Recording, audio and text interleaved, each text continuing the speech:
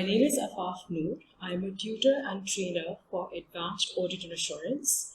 This video is about a topic from AAA, which is Assurance on Forecasts. Instead of doing a knowledge overview or a question debrief, we're going to focus on how this topic is tested in the past exams very frequently. We'll focus on the answering techniques along with how we can get very easy professional skills marks as well. The aim of this video is for you to become more confident about how to prepare this topic, also how to attempt this in the actual exam, and subsequently you should be able to meet the examiner's expectations. We will start off with a checklist of topics that you should be comfortable with. We will then discuss the common reasons for not being able to attempt these questions well in the exam and how to manage these reasons. I'll show you examples of how this topic has been tested in the past. Please remember, this is not going to be an exhaustive list of what can be tested from Assurance on PFI. It's basically an overview of what tends to come up frequently. For each stage of this assurance engagement, we'll then discuss the answering techniques, and we will wrap it all up by talking about how we can aim at getting the professional skills marks in these questions.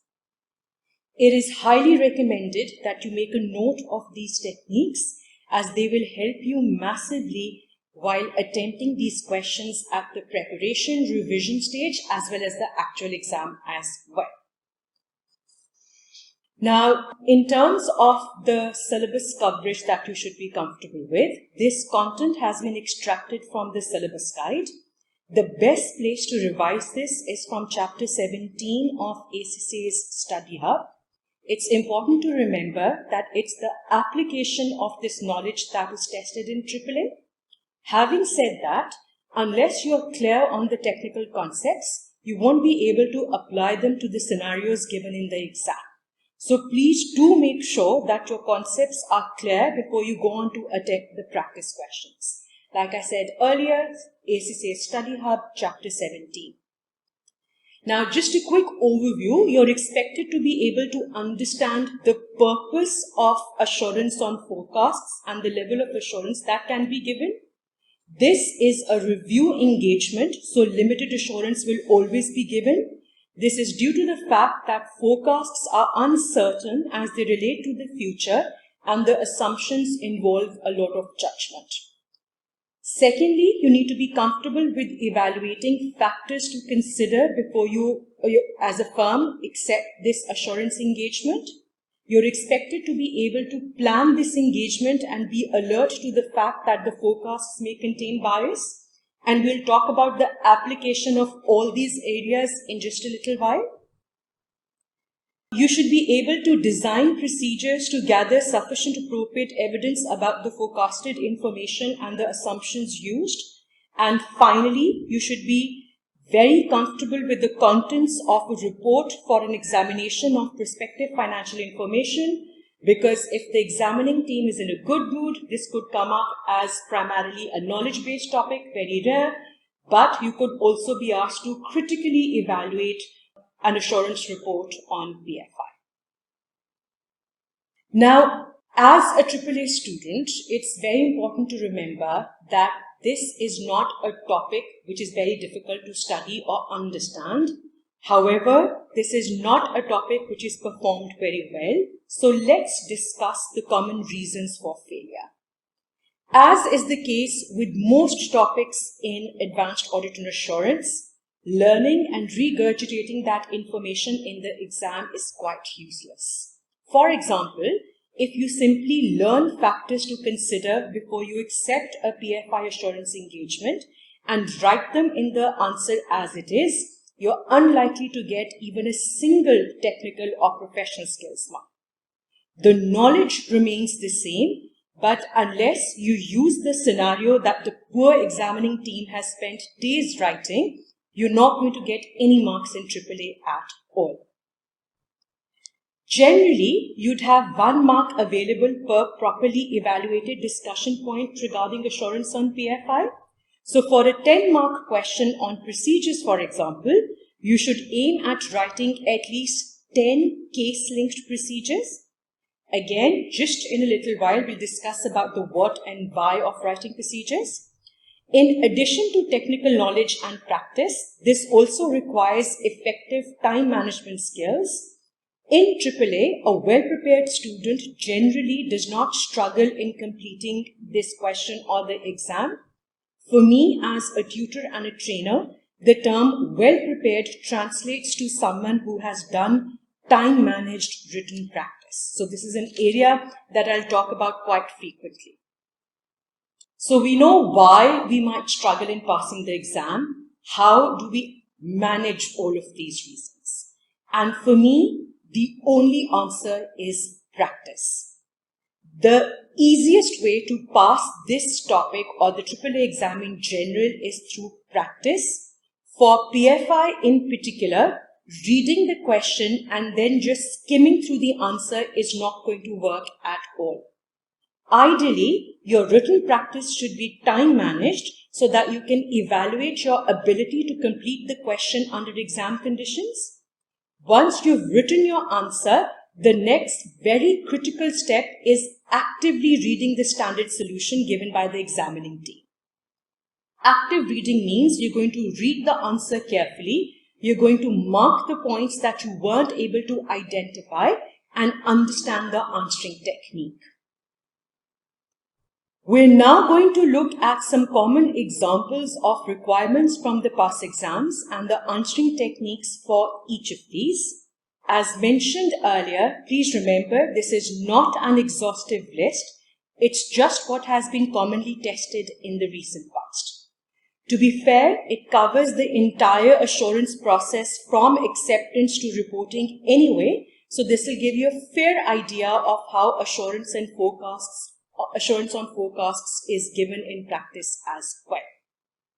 So the examining team often asks you to evaluate the matters to be considered before accepting such an assurance engagement, or they could ask you to evaluate the assumptions used in the forecast to see if they are reasonable and complete. You could also be expected to be able to design procedures to review these forecasts. Very rarely, but you may also be asked to critically evaluate and extract of an assurance report on prospective financial information.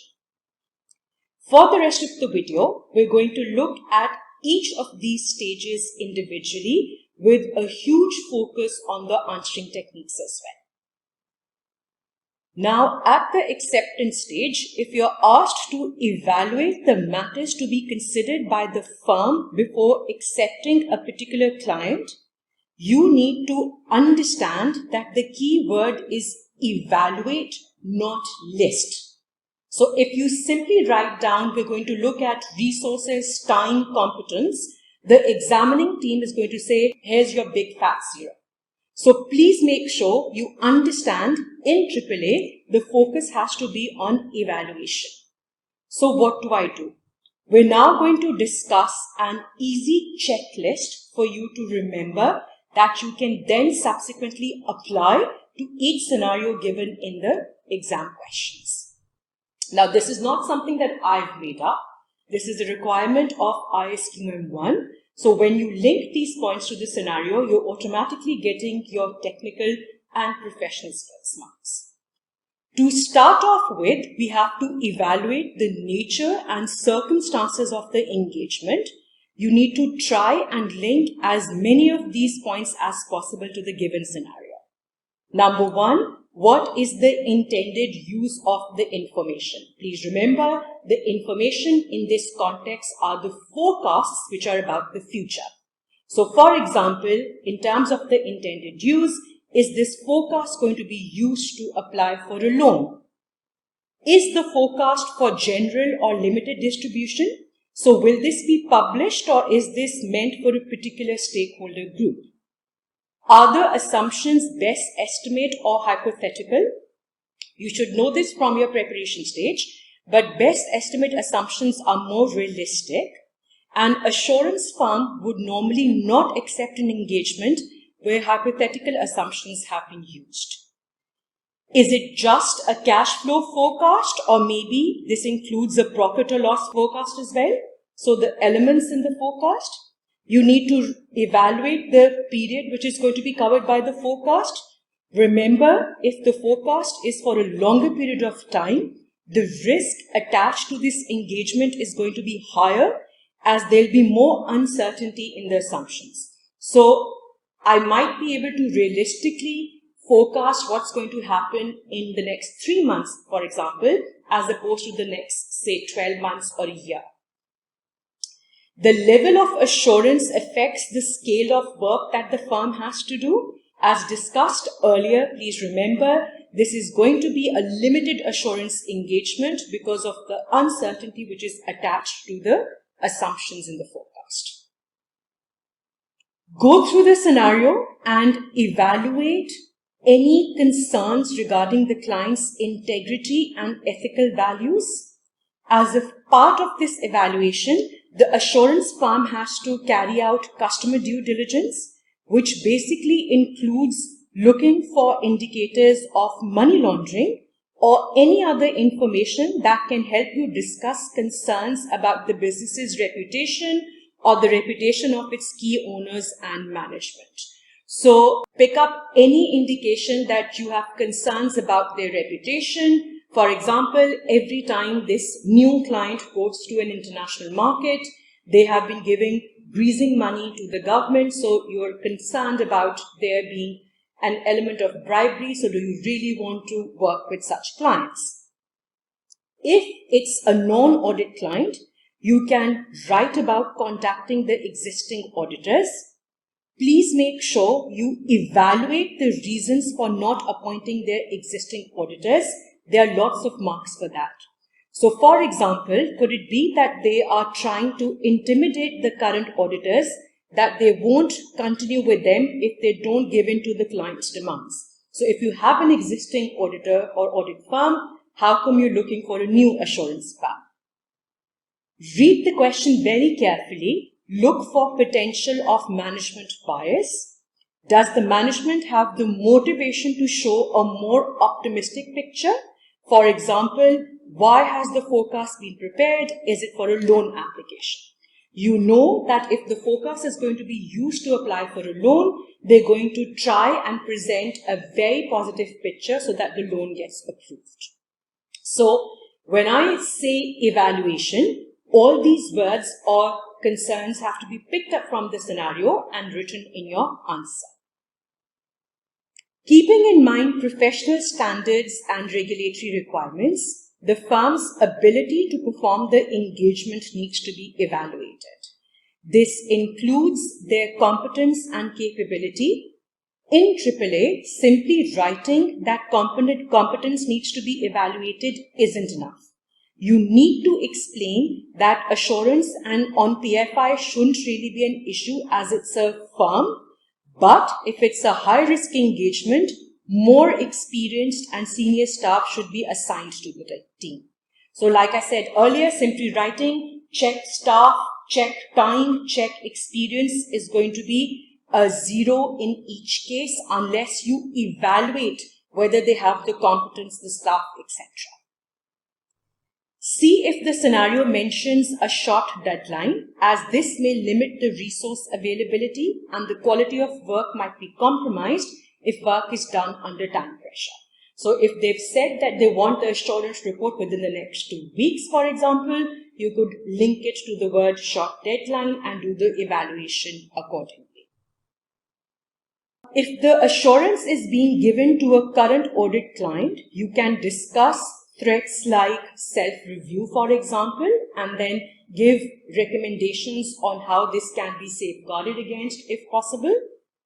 Even if it's not an audit client, you can evaluate other threats. For example, conflict of interest with existing clients, advocacy if the firm is being asked to accompany the client to a bank meeting, or self-interest if the firm is being offered gifts or other assignments in the future. Normally, in the AAA exam, you could also evaluate if there's been a discussion regarding the fee, if it's too much, it's too high as compared to audit in particular, or otherwise there could be elements of self-interest. If it's too low, then quality could also be compromised. So you could use your knowledge of ISPA's Code of Ethics to talk about any potential threats, even if the client is not an existing audit client. Finally, at the acceptance evaluation stage, please make sure you give a conclusion, because ultimately the requirement is should you or shouldn't you. So by giving a conclusion, you get technical as well as professional skills marks. So make sure you remember this was the requirement to begin with. So based on your risk assessment, your competence, concerns about management's integrity, reputation, do you want to accept this client or not? So if you pause this video here and go back and make a note of these 5 elements, write down the key points, and the next time you do an acceptance question, use this as a checklist to see if you can actually pick up these points from the scenario.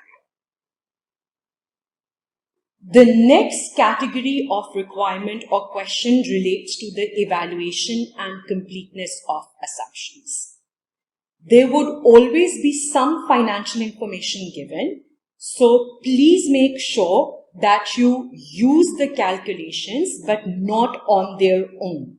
This stands true for this topic but any other topic in AAA as well. If you simply do the calculation and do not discuss them at all or use them in your evaluation, you're not getting any marks in AAA. So you need to read the information given and evaluate the trends if there are any. This includes, for example, calculations related to percentage changes with a discussion on whether the trend makes sense. For example, if the calculation shows that the forecasted sales are expected to increase by 28% per month once the planned new coffee shops in a new location are operational, you get half a mark for the 28% calculation only if you discuss what your concerns are. So you need to write that it's a new location, there are new coffee shops. I'm slightly concerned that this assumption is a bit too optimistic. Within the first month of having that new coffee shop in a brand new geographical location, how on earth are you planning on achieving the 28% increase in revenue? Additionally, if there are going to be new coffee shops, how come the forecasted salaries expense is the same? Aren't you going to hire new employees for the coffee shops? So the trend was literally just the 28%, which was for half a mark, but the rest of the technical and professional skills marks are for evaluation. I'm questioning the reasonableness of the instant increase in revenue. I'm questioning missing information, which is the fact that the salary and wage expense has not increased at all in the forecast, in spite of them thinking they're going to be new coffee shops in new locations. Another example could be, for example, if the forecast has been prepared on the assumption that inflation is going to be 1% over the next 3 years, you really have to sort of evaluate whether this comes across as very simplistic.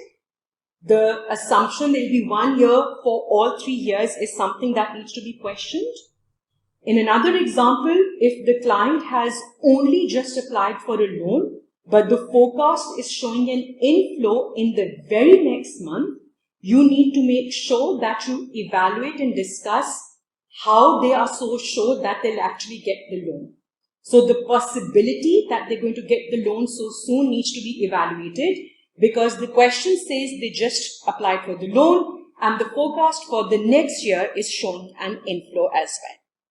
So you need to be sort of focusing on whether whatever information which is based on assumptions that is given in the scenario is appearing optimistic. You'll have to go on to evaluate and question that. You should also be looking for missing information in the forecast. This is very similar to when we spoke about salaries and wages earlier. So for example, in the new coffee shops, in a new location, in the entire question given in the exam, I can't see any marketing expenses in the forecast. So how are you planning on achieving that 28% increase in a new location without any marketing whatsoever? In another example, and this comes up quite a lot, you have shown the new inflow in the next 3 months, but I can't see any repayments in the forecast. So this time around, you're using the notes given, you're using the background information given to evaluate whether something is missing for the forecast that is given. So we've done 2 things up till now, and for the second one, which is the evaluation of assumptions and completeness of assumptions, there's absolutely no technique. Do make sure you focus on calculations and then use those calculations to evaluate whether the assumptions are reasonable. Do make sure that you try and link the financial information with other notes given so that you can pick up information in the forecast that could be over optimistic or it could be completely missing as well. The third type of question that is likely to come up is on procedures or evidence. It's pretty much the same thing. You'd be asked to design the examination procedures which should be performed or audit evidence you would expect to find in the review of the forecast. If I'm very honest, there are some easy marks available in questions on procedures on PFI, as long as you remember to link them to the question. Please remember, this is not external audit and you are not confirming historical financial information. You need to perform procedures to confirm the reasonableness of assumptions and other information in the forecast. The key technique or the key point to remember is, when you're writing the procedures, you have to cover the what and the why. For example, if you simply write, discuss the assumptions with the management, this is potentially a 0 in the AAA exam. You need to explain what you're doing and why. So the basis of assumptions are being discussed with the management so that you can evaluate their reasonableness and compare them to your own understanding of the client. So what are you doing? Having a discussion with the management regarding the basis of their assumptions. Why? You want to compare it with your own understanding of the business and any other external information available so that you can evaluate whether they're reasonable. So this is a very important technique to remember when you're writing down the procedures. Procedures need to be primarily linked to the scenario. Remember, you need to gather evidence about the assumptions in the forecast. I know I sound like a broken record, but a lot of students will end up confirming historical information, which is unlikely to get you any marks in this particular topic. So, in terms of coming up with the procedures, reasonableness of assumptions can be verified through past trends, through past records to confirm the trends, through inquiry, but please make sure any planned changes are incorporated in your discussion. So for example, for my coffee shop example, you can confirm the past salaries from historical personnel records, but you subsequently need to incorporate the new hiring to come up with the forecasted salaries and wages expense. Go through the scenario, see if there's any third-party correspondence that can be reviewed. For example, in our loan example earlier, you can review the correspondence between the bank and the client to evaluate the chances of the new loan being approved. You can also conduct post-year-end work, which can give you an idea about the reasonableness of the forecasted information. This could include looking at post-year-end management accounts, post-year-end bank statements, etc., etc. There are some easy marks in procedures, but please do not just copy-paste them. You need to evaluate to see which of these can be linked to the scenario. Typically, for all forecasts, the assurance provider would confirm that the client's assumptions are consistent with the assurance team's knowledge of the business and the environment in which the client is operating. They would perform a sensitivity analysis by weighing the key assumptions they want to see and evaluate how the forecast would be affected if the assumptions change. They would get a written representation from the management to confirm the reasonableness of their assumptions relating to the forecast, and also to make sure that all information has been communicated to the assurance team. You would recast the forecast to ensure it is arithmetically correct. This is normally half a mark in AAA. You would review the outcomes of previous forecasts and match them to the actual results. You're basically trying to evaluate how effective their prior forecasts were.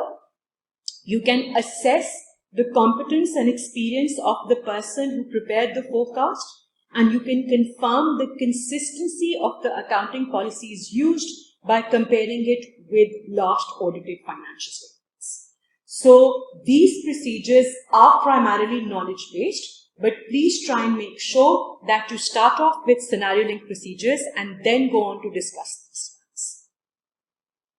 Although not very frequently tested, but you may be asked to critically evaluate the proposed assurance report extract, or if the examining team is in a generous mood, they may ask you to discuss the contents of the assurance report, which would be issued on prospective financial information.